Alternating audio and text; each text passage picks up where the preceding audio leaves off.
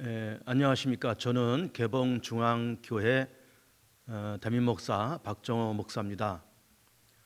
우리 서울 강서노회가 지난 봄에 분립이 되어서 우리 총회 산하에 69번째 노회가 되었습니다. 그래서 이제 노회가 출발을 하면서 제가 또 올해는 우리 노회 교육부를 맡으면서 교육부장을 담당을 하고 있습니다.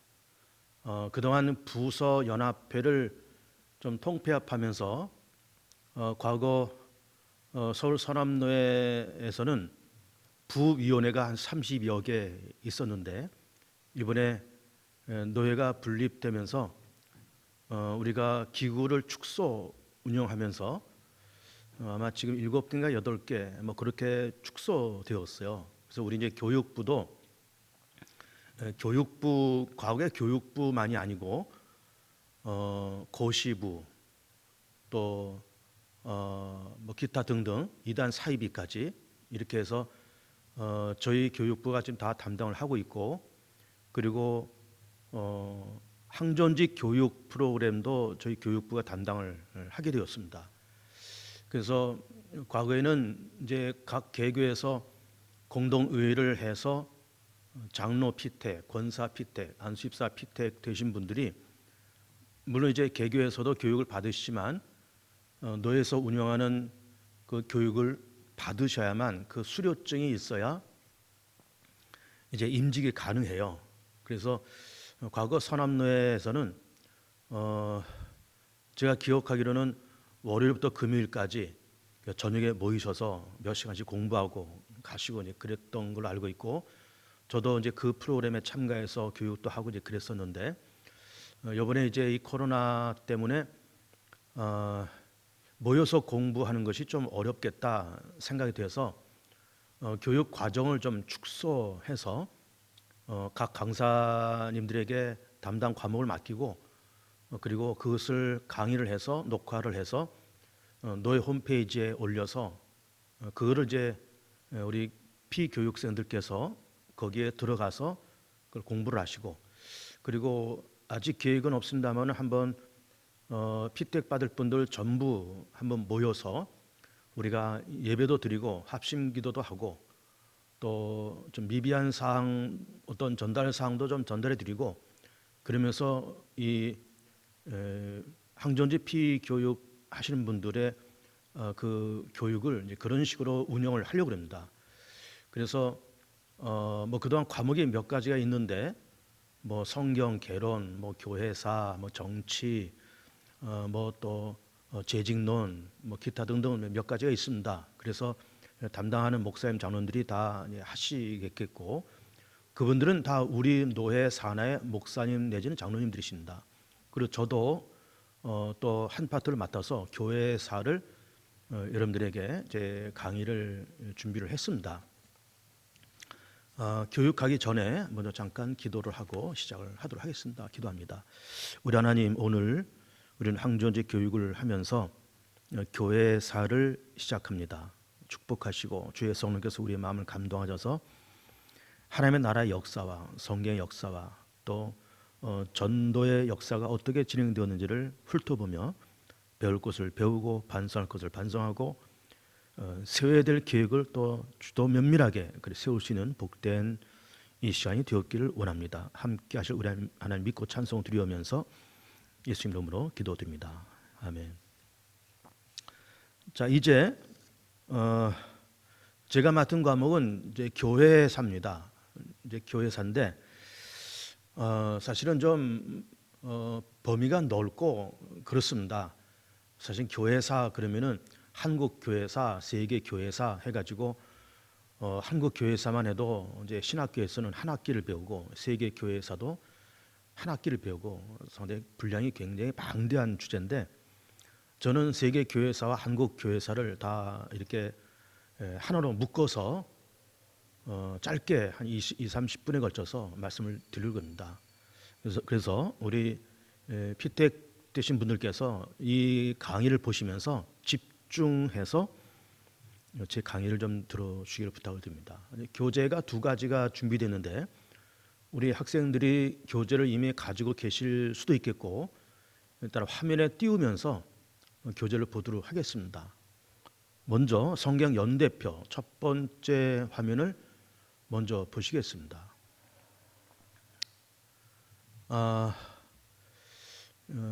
좀 글씨가 작아서 어떨런지 모르겠는데 한번 그래도 집중해서 보셨으면 좋겠습니다. 우선 여러분들이 보시는 화면에 이것이 성경 연대표예요. 그래서 왼쪽 상단에 알파 그리고 오른쪽 하단에 오메가 이렇게 되어 있습니다. 그래서 알파 오메가 처음과 나중이죠. 알파는 창조의 시간 그리고 오메가는 종말의 시간을 얘기를 해요.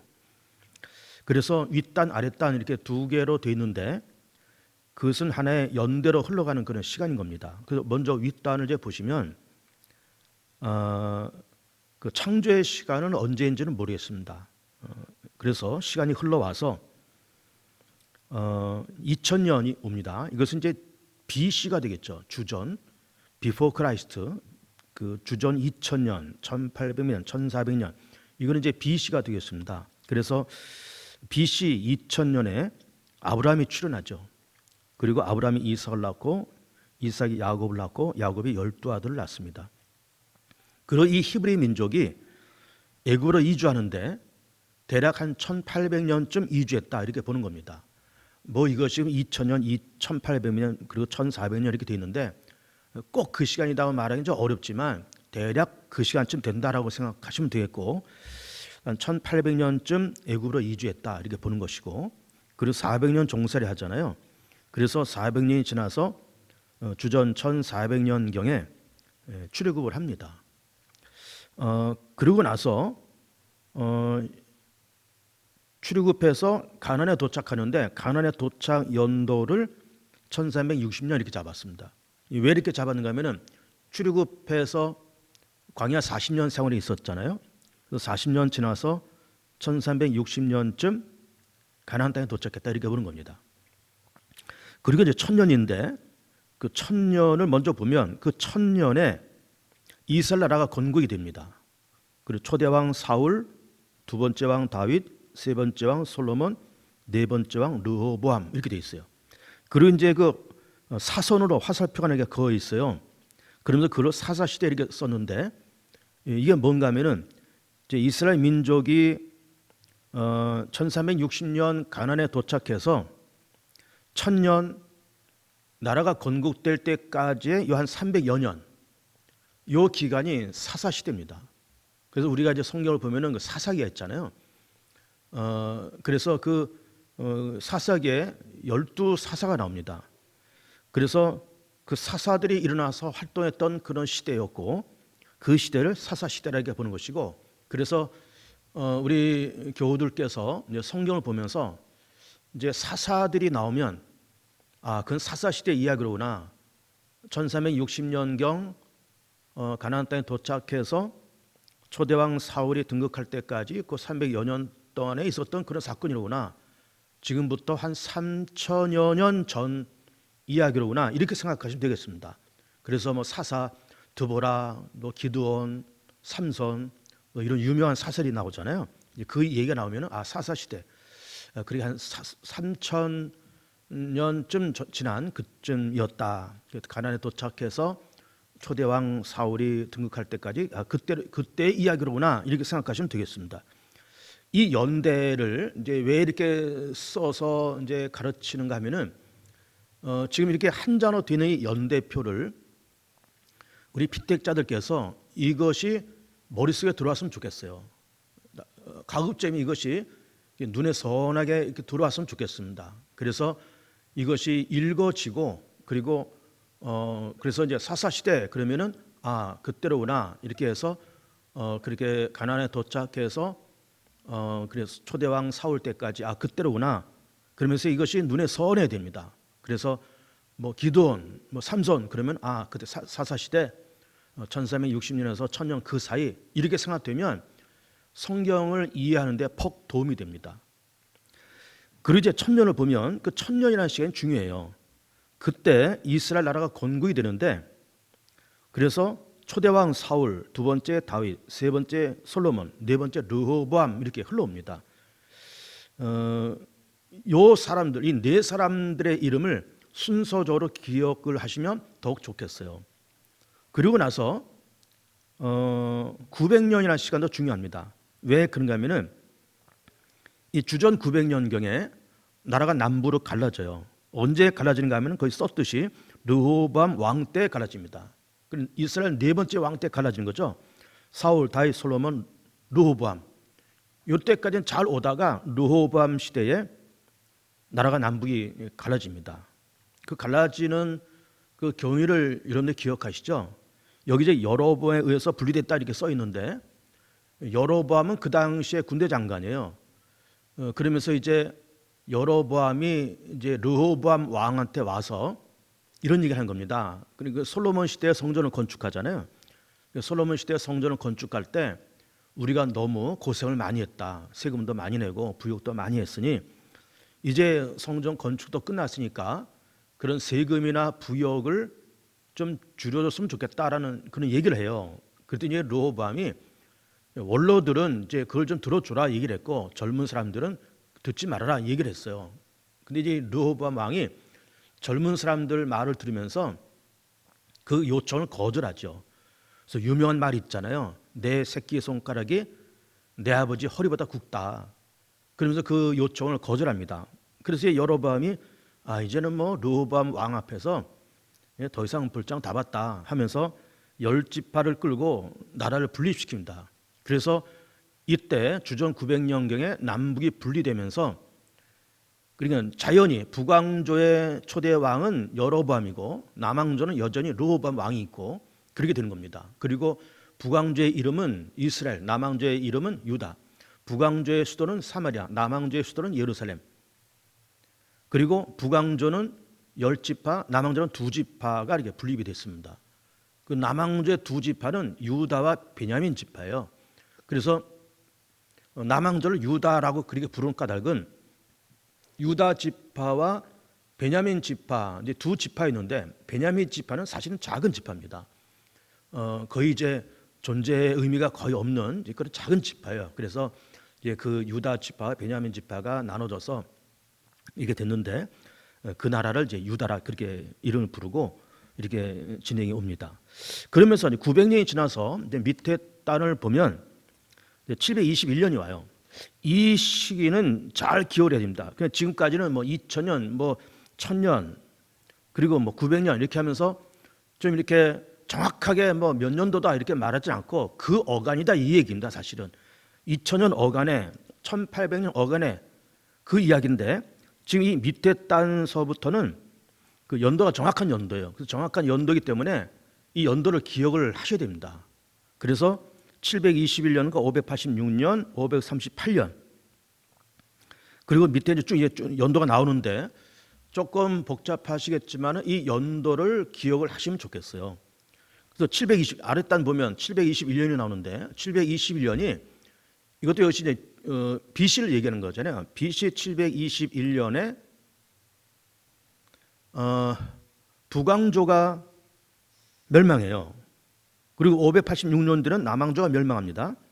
그런데 이제 721년 먼저 보면 북왕조 이스라엘 멸망하고 아수르 나라에 의해서 멸망하는데 아수르 왕 살마네셀에 의해서 침공을 받아서 무너져요. 그리고 그 이스라엘 나라의 마지막 왕은 호세아입니다. 586년은 남왕조 유다가 멸망하는 연대고 어디로부터 침략을 받느냐? 바벨론이란 나라 그 나라의 왕 느부갓네살의 침공을 받으면서 나라가 무너져요. 그리고 많은 사람들이 포로로 끌려가서 70년 동안 포로 생활을 시작합니다. 그리고 그 멸망당했을 때 유대의 마지막 왕은 시드기야예요. 그래서 이제 북왕조는 10지파를 했잖아요. 남왕조는 2지파. 근데 이제 10지파 북왕조는 이제 일단 그 불량조로는 큰 나라였지만 아수르에 의해서 침략을 당하고 그리고 아수르 왕의 아수르 나라의 그 의도적인 혼혈 정책을 받게 됩니다. 혼혈 정책. 그러니까 이제 혼혈 정책이 뭔가면은 아수르가 그렇게 이스라엘을 침략해서 나라를 정복하면서 의도적으로 이스라엘 남자와 이방 여자와 또 이스라엘 여자와 이방 남자와 강제로 혼인을 시켜요. 그러다 보니까는 이제 자연히 이스라엘 민족의 정통성이 없어지잖아요. 정통적인 혈통이 없어지잖아요. 그러면서 이런 이스라엘 민족의 주체성, 순수성이 희석돼 버려요. 근데 이제 남왕조는 이제 586년에 바벨론 침략받아서 많은 사람들이 포로로 끌려가서 70년 동안 포로 생활을 해요. 그리고 70년 지나서 538년에 여기도 기록되어 있듯이 바사 왕 고레스에 의해서 이 사람들이 돌아옵니다. 이 바사 왕 고레스도 기억을 하셔야 됩니다. 이제 바벨론이 남왕조를 침략하고 그리고 그 바벨론은 연이어서 페르시아에서 무너져요. 그리고 그 페르시아에 우리 이제 흔히 페르시아라 그러기도 하고 성경에서는 바사라 이렇게 돼 있죠. 그 바사 나라의 이 고레스가 538년에 그 유다 백성들은 돌아가서 예루살렘을 건축해도 좋다라는 이제 이른바 그것이 고레스 칙령입니다. 그리고 그 말을 듣고 538년에 이 사람들이 귀환을 해서 예루살렘을 건축합니다. 그러면서 이 북왕조 사람들 그 10지파가 있었다 그랬잖아요. 10지파 그 사람들이 이게 성전 건축하는데 합류하는 것을 이제 거부해요. 왜 그런가 하면은 너희들은 아수르의 혼혈 정책에 의해서 너희들은 이미 아브라함의 순수한 혈통을 잃어버린 변절자다, 혼혈자다. 그러니까는 거룩한 하나님의 성전을 그렇게 더러운 피가 섞인 너희들이 성전 건축에 합류할 수 없다. 그러면서 거절하죠. 근데 거절했더니 그것이 또 화근이 되어서 북왕조 이스라엘이 이 돌아온 포로들이 건축하는 이 예루살렘 성전 건축을 또 의도적으로 방해합니다. 별별 일이 다 있었죠. 뭐 고소 고발 사건도 있었고 방해하고 이제 그런 복잡한 절차를 거쳐서 어쨌든 이 남왕조 유다가 그 70년 포로 생활을 끝내고 돌아와서 예루살렘을 건축을 합니다. 그러니까 지금 현재 지금 2021년도 유대인이라고 하는 사람들, 이스라엘 사람들이라고 하는 그 사람들은 이게 남왕조 유다 지파의 후손들을 얘기하는 거예요. 이 사람들, 그 이스라엘 사람들이 지금 전 세계 한 1,500만 명 정도 있고 그 중에 한 절반 750만 명이 미국에 살고 있고 나머지에서 대부분이 또 지금 이스라엘 땅에 살고 있고 또 몇몇 소수는 이제 전 세계 유럽을 중심으로 해서 전 세계 흩어져 살고 있고 이렇게 돼 있고 전 세계적으로 이 유대인이 한 1,500만 명 지금 있다 이렇게 보는 겁니다. 근데 어쨌든 이제 그걸 쭉 보면은 586년도에 남왕조가 멸망하고 538년도에 고레스의 칙령을 받고 예루살렘에 돌아와서 예루살렘에 복귀했다. 복귀한 것도 복귀한 거지만 예루살렘에 건축을 했다 그런 얘기예요. 그리고 쭉 넘어와서 기원전 4년 BC 4년에 그리스도께서 탄생합니다. 그래서 이 538년 예루살렘에 복귀한 요 시대서부터 그리스도께서 탄생한 4년까지 한 500여 년 기간이죠. 이 500여 년 기간을 신구약 중간사라 그렇게 얘기합니다. 신구약 중간사. 그리스도가 탄생한 연도가 BC 4년이에요. 근데 사실은 BC AD를 나누는 그 경위가 어떻게 되는가 하면은 BC라는 말 자체는 before Christ, 주 전이라는 것이고 AD라고 하는 말은 아노 도미니라고 그래가지고 주후란 말이에요. 주전 주후. 그리스도 탄생 전, 그리스도 탄생 후 이런 얘기거든요. 그래서 사실은 그리스도의 탄생은 AD 1년이 맞습니다. 원칙적으로는 AD 1년이 그리스도의 탄생이고 이렇게 달력을 만들 때 우리가 지금 쓰고 있는 이 서양 달력 그레고리 력이라 그래요. 이 서양 달력 우리가 양력을 쓰고 있잖아요. 이 양력은 AD 1년에 그리스도께서 탄생한 것을 기점으로 해서 이 달력이 만들어진 거예요. 그레고리 그 원력을 이렇게 만든 겁니다. 그런데 나중에 이제 다시 재조사를 해보니까는 그것이 4년의 오차가 있다는 걸 발견을 해요. 그래서 AD 1년을 그리스도를 탄생 원년으로 잡았다가 이걸 4년을 이렇게 뒤로 밀면서 그러면서 BC 4년에 그리스도가 탄생을 한 것으로 이제 정확하게 그렇게 됐습니다. 그리고 이제 BC와 AD가 나눠지는 거는 그리스도 탄생을 기점으로 나눠졌다 그런 얘기고, 원래는 그리스도 탄생이 AD 1년이었다라는 것이고, 그러면 우리가 이제 수학에서 플러스 마이너스 해서 마이너스 2, 마이너스 1에서 양수로 올 때는 0을 일단 통과해야 되잖아요. 마이너스 2, 마이너스 1, 0, 그 다음에 1, 2, 3, 4 이렇게 되는 거예요. 이제 그런 우리의 수학적인 그런 그 마인드가 우리 가운데 있기 때문에, 그런 BC 2년이 있고 BC 1년이 있으면은 그 다음에 AD 1년, 2년 이렇게 된다 그러면 0년도 있어야 되는 것이 아닐까 생각을 하는 거예요. 우리 항상 수직선에서 마이너스 1, 0 이것이 늘 봐왔기 때문에 0년이 있어야 되지 않을까 생각하는 건데, 사실 0년은 존재하지 않습니다. 그 BC 1년에서부터 바로 AD 1년으로 넘어와요. 그러면서 그리스도 탄생이 AD 1년입니다. 그런데 나중에 그 시차가 좀 착오해 있었다는 걸 알면서 BC 4년으로 그리스도 탄생을 이렇게 옮긴 겁니다. 어쨌든 그렇게 되면서 이제 오른쪽 좀 넘어오면 이제 AD로 본격 넘어오는 겁니다. 주후로 넘어와서 기독교가 핍박을 받다가 313년에 기독교가 정식 종교로 공인돼요. 그러면 공인되기 전까지는 어땠을까? 공인되기 전까지는 기독교가 핍박당하고, 그래서 막 순교당하고, 그러면서 이 핍박과 순교당한 사람들이 막 이렇게 막 도망다니면서 굴 속에서, 심지어 무덤 속에서 살았다는 거 아니에요. 로마에 가면 카타콤, 또 터키의 내륙 갑바도기아, 이런 아주 그 음습한 아주 오지에 들어가서 이 사람들이 그렇게 살았습니다.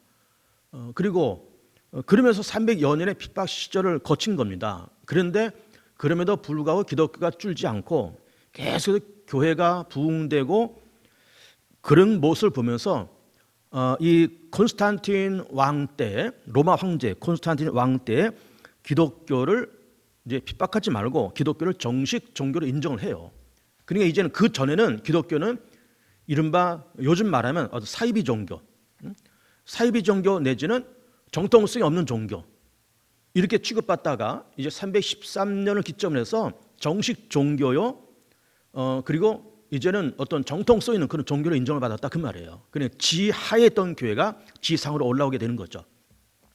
그리고 곧이어서 한 380 몇 년도인가 그때쯤에 기독교가 로마의 국교가 됩니다. 이 300년 이 어간에 300년대에 기독교 공인과 로마의 국교가 거의 동시에 그렇게 일어나는 겁니다. 그런데 아무래도 이제 교회가 제도권 안에 들어오다 보니까 여러 가지 문제점이 생겨요. 그러다가 1517년에 마틴 루터, 칼빈, 쥐빙글리 이런 사람들에 의해서 종교 개혁이 일어나죠. 1517년도에 종교 개혁의 3대 슬로건, 오직 말씀, 오직 믿음, 오직 은혜, 그 3대 슬로건을 가지고 종교 개혁이 일어납니다. 그리고 1785년 우리나라 얘기하는 거예요. 우리나라에 가톨릭이 전래되고 1885년에 개신교가 전래되고, 그리고 그 유명한 평양 대부흥회가 1907년에 일어납니다. 이 평양 대부흥 운동을 잠깐 말씀드리면, 평양의 장대현 교회라고 있습니다. 아주 큰 교회죠. 평양의 장대현 교회 담임 목사님이신 길선주 목사님께서 어느 날 죄를 고백합니다.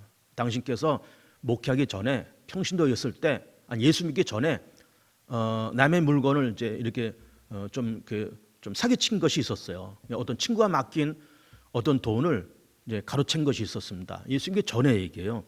그걸 이제 이 목사님이 고백을 하니까, 그러면서 이 목사님이 울면서 그걸 고백하니까 막 그냥 교회에서 사람들이 뭐 서로 자기 죄를 고백하면서 눈물 흘리고 대성통곡하고, 그러면서 밤새도록 자기 죄를 고백하고 찬송하고 기도하는 운동이 일어났다는 거죠. 그게 1907년이에요.